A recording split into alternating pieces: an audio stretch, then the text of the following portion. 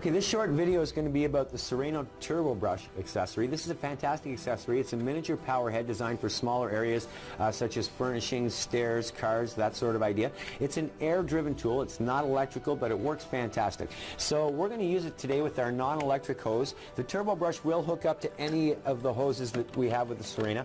Always hook your hose up to the machine first. Then we're going to take our curved wand. We're going to put that on there. And next we're going to attach our Turbo Brush. And it's really as simple as pushing the button, giving it a spin. Now we've got it on here. Nothing happens until, of course, we turn on the machine, and when we do, you'll see it spin.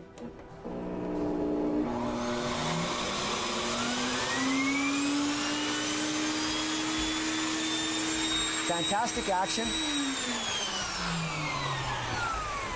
And this is great for those small reach areas. The Sirena Turbo Brush, available through your Sirena retailer, sold separately.